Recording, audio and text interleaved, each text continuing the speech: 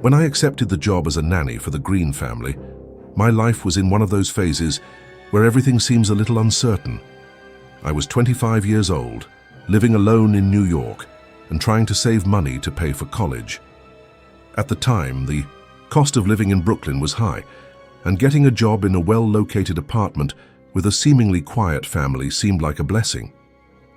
The building was on one of those old blocks, with reddish brick facades and a concierge that exuded a welcoming charm.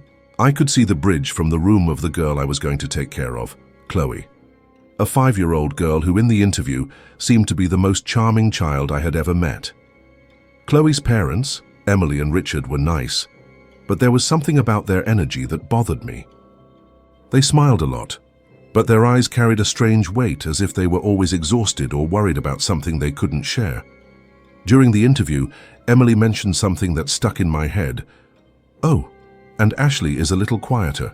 She won't give you trouble." I assumed Ashley was another daughter, perhaps older, but interestingly, I didn't see her on that initial visit. I didn't ask. I thought she could be at school or busy in another room. On my first day, everything went well. Chloe was adorable, full of energy, and with a smile that lit up the room.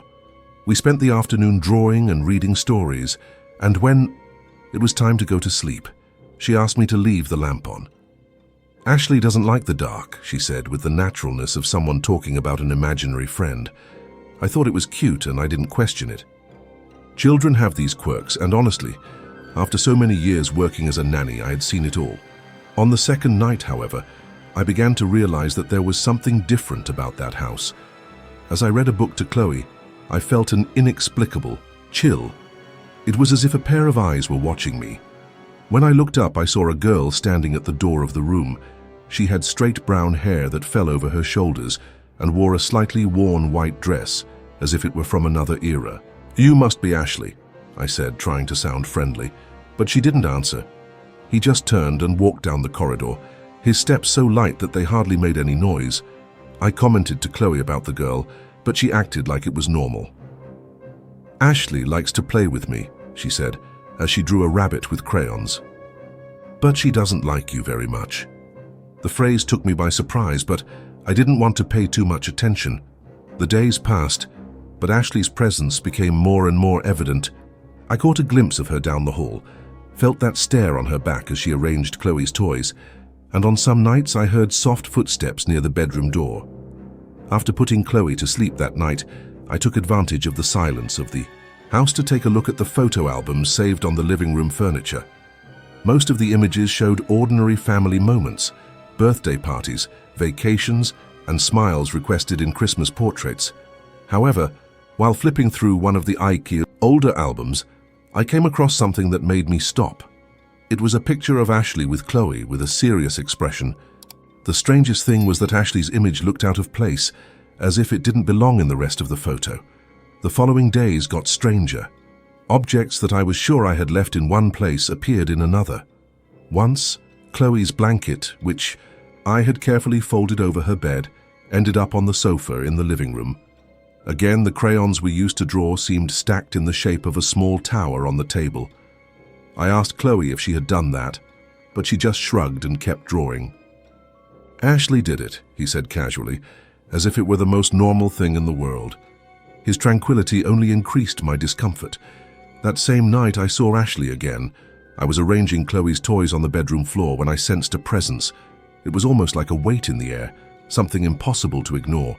When she looked, up there she was, standing in the doorway in the same white dress, her face partially illuminated by the bedroom lamp. Out of reflex, I called out, "Ashley?" but she didn't answer. He just stared at me for a few more seconds before turning around and disappearing into the hallway.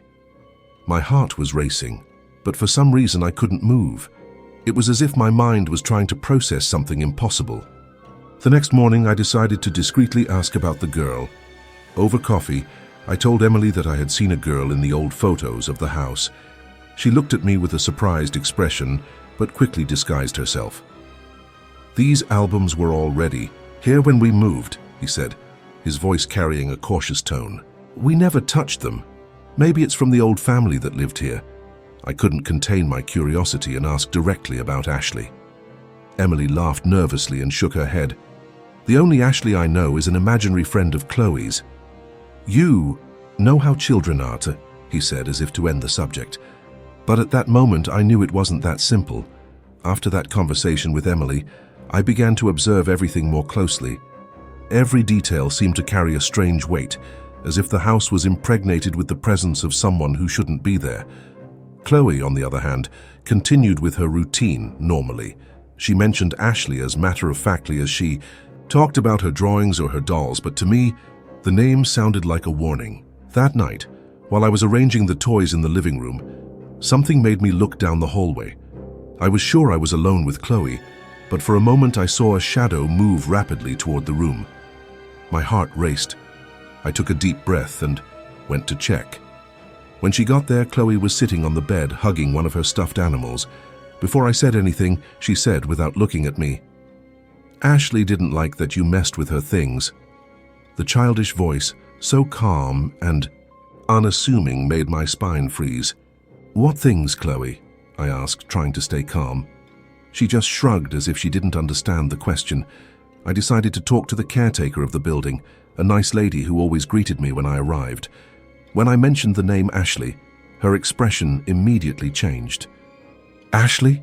he repeated, his voice low and trembling. After a few seconds of hesitation, she finally told me that Ashley was the daughter of the apartment's former residents, a family that had moved in almost 20 years ago. She was a sweet girl, but a tragedy happened, he said with a distant look. She fell down the stairs of the school. It was a terrible accident.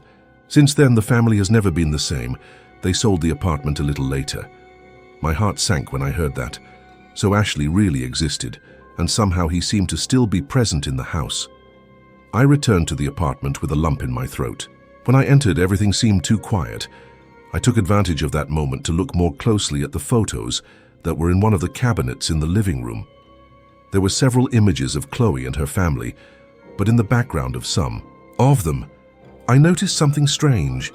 A blurred, almost imperceptible silhouette that seemed to be always close to Chloe. In one of the photos, taken on her 4th birthday, you could clearly see a girl in a white dress looking at the camera with a neutral expression. It was Ashley. That night, the events occurred more intensely. While I was preparing Chloe's dinner, I heard a sound of footsteps in the hallway. I went to check, but I didn't see anyone. Back in the kitchen, I noticed that the cabinet door was open, even though I was sure it was closed. Things like this kept happening. Toys out of place, objects that disappeared and reappeared in another room. But the worst happened when I put Chloe to sleep.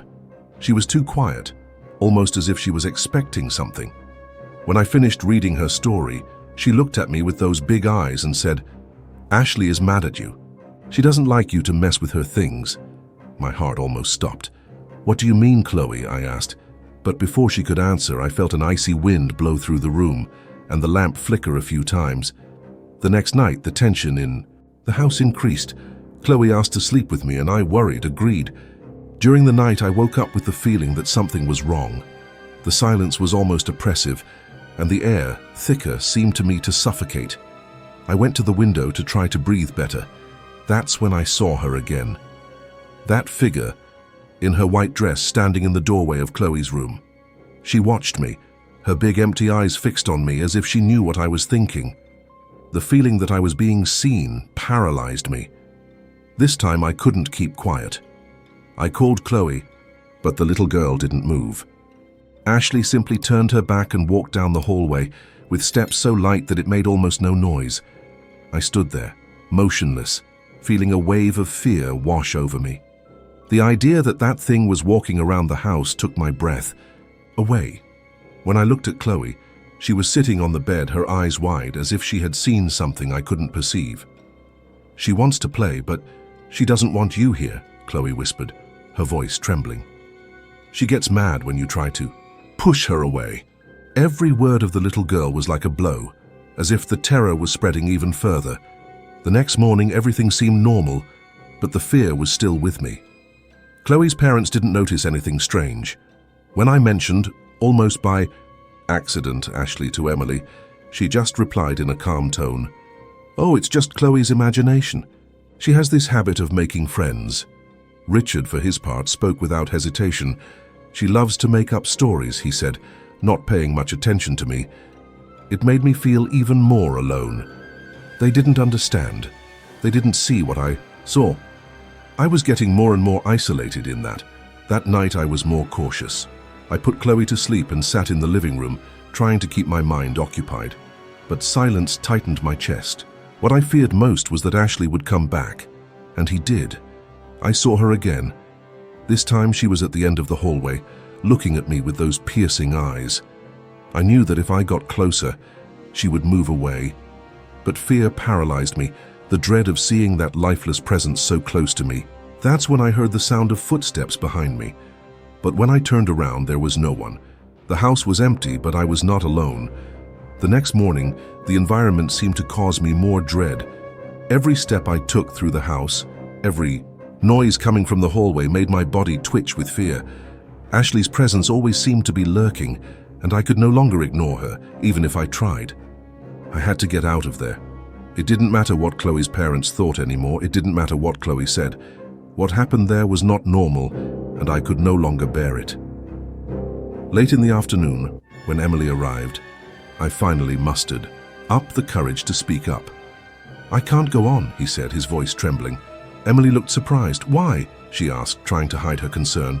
"It's nothing personal, but this house, I can't stay here anymore. I don't feel safe."